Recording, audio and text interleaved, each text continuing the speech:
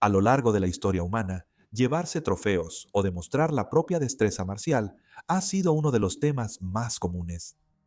Desde manos en el Congo hasta orejas y narices durante la invasión de Corea por parte de Japón, hay una forma de trofeo que tiene un significado perturbador: escalpamiento. El escalpamiento consistía en quitar el cabello y el cuero cabelludo de los muertos, a menudo logrado mediante cortes y fuerza bruta. En el video de hoy veremos la historia del escalpamiento, cómo se realizaba y aquellos que tuvieron la fortuna de sobrevivir. Quizás sea útil comenzar con una breve explicación de lo que es el escalpamiento. Para decirlo de manera simple, es la remoción de la piel y cualquier cabello de la parte superior de la cabeza de una persona. La mayoría de las veces, los cueros cabelludos se tomaban de los muertos y moribundos después de una batalla, generalmente como prueba de haber matado a alguien o para contar a los muertos. Generalmente, había dos formas de arrancar el cuero cabelludo a una persona. La primera consistía en jalar el cabello de una persona tan fuerte que la piel en la parte superior de la cabeza se levantaba como una tienda de campaña. Luego, esta parte de la piel se corta, dejando al que arranca el cuero cabelludo con un pedazo de carne del tamaño de una moneda y un manojo de cabello. Esto se podía repetir varias veces. El segundo método, y quizás el más común, consistía en quitar todo el cuero cabelludo haciendo una serie de cortes alrededor de la cabeza y bajando por el cuello.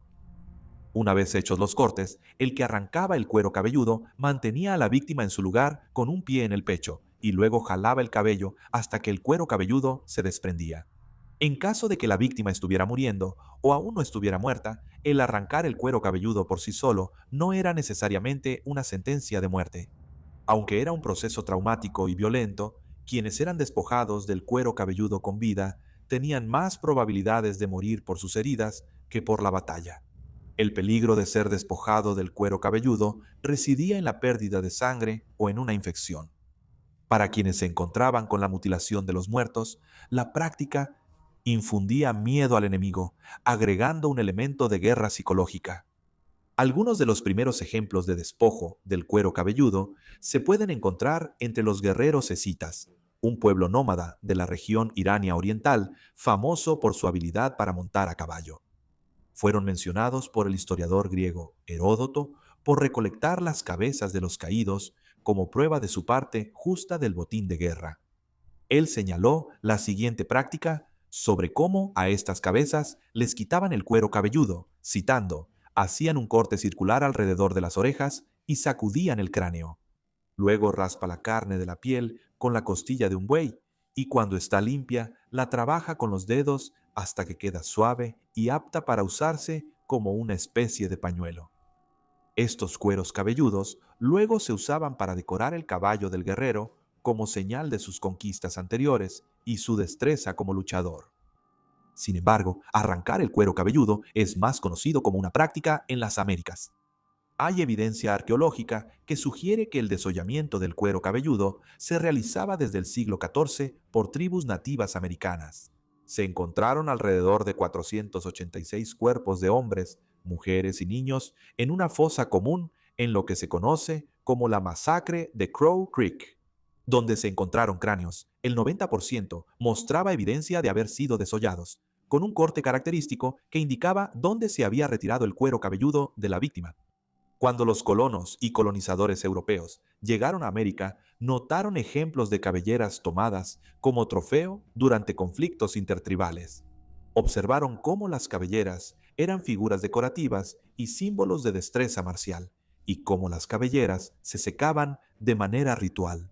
No todas las tribus participaban en esta práctica, ya que algunas le daban un valor diferente al uso de las cabelleras. No pasó mucho tiempo antes de que los colonos europeos ofrecieran recompensas por las cabelleras de las tribus nativas americanas con las que no tenían buenas relaciones. Al principio, se intercambiaban suministros y materiales útiles con tribus amigas a cambio de las cabelleras de tribus enemigas, pero esto pronto evolucionó a ofrecer recompensas en efectivo por las cabelleras.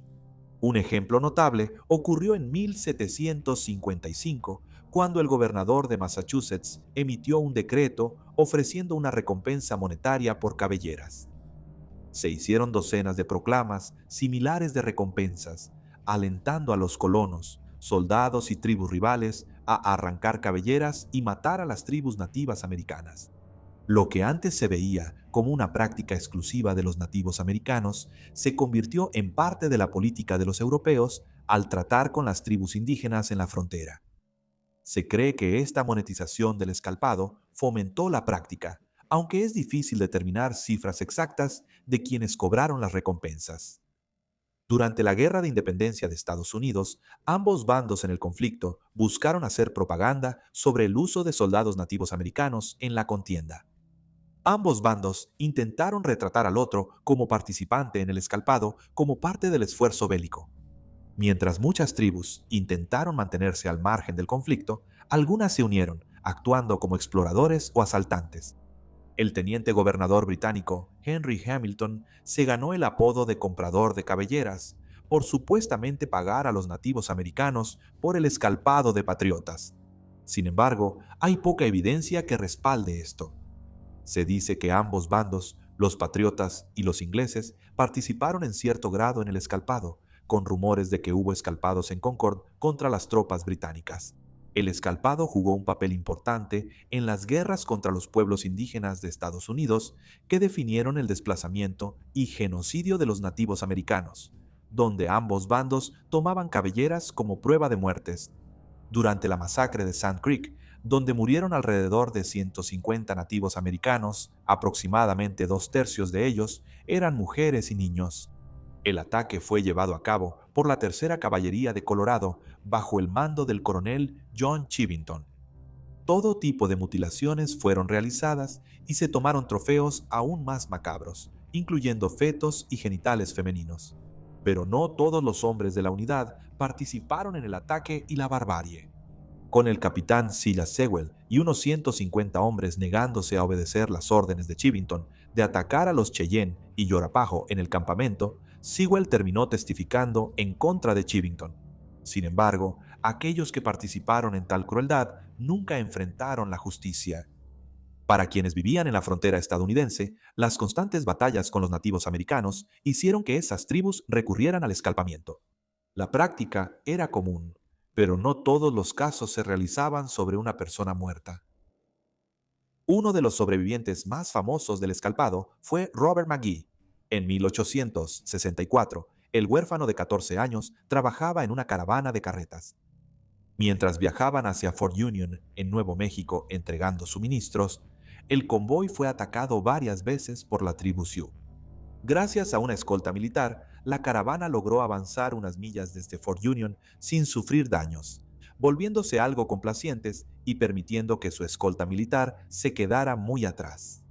Fue cuando la caravana acampó por la noche que los guerreros Sioux atacaron, lanzando una lluvia de flechas y disparando pistolas contra los encargados de los carros.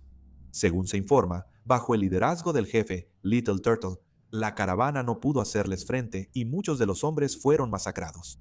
El joven McGee, de 14 años, recuerda haber sido herido por flechas y pistolas, aferrándose a la vida cuando Little Turtle lo despojó del cuero cabelludo. Le quitaron 64 pulgadas de piel mientras McGee yacía en el suelo.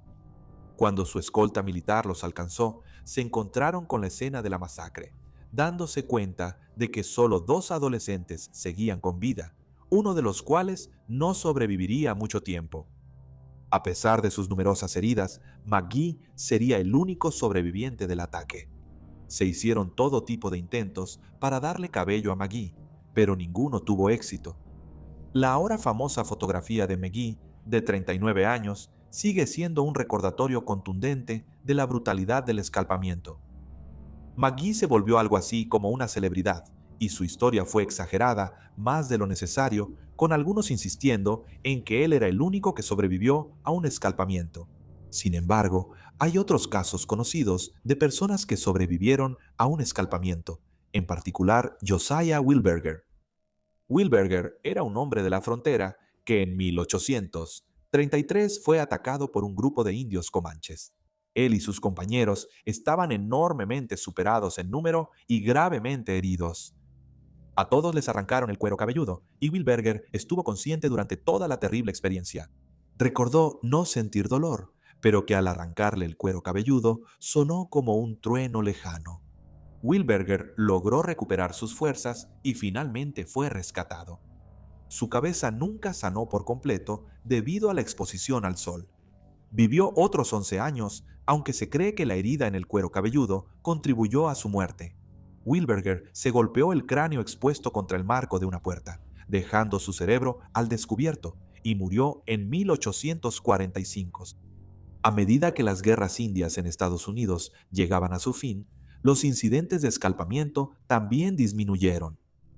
El escalpamiento generalizado ya no es una práctica que realmente exista, aunque la mutilación de los muertos es algo que sin duda continuará de otras formas. Sin embargo, el escalpamiento sigue siendo parte de la cultura popular, desempeñando un papel clave en las películas de vaqueros e indios, e incluso en alguna que otra película de Tarantino. Es uno de los ejemplos más sombríos de tomar partes humanas como trofeos y de la mutilación del enemigo. Es algo que tuvo un papel en la historia temprana de los Estados Unidos de América y en la violencia perturbadora que a menudo se infligía durante esa época.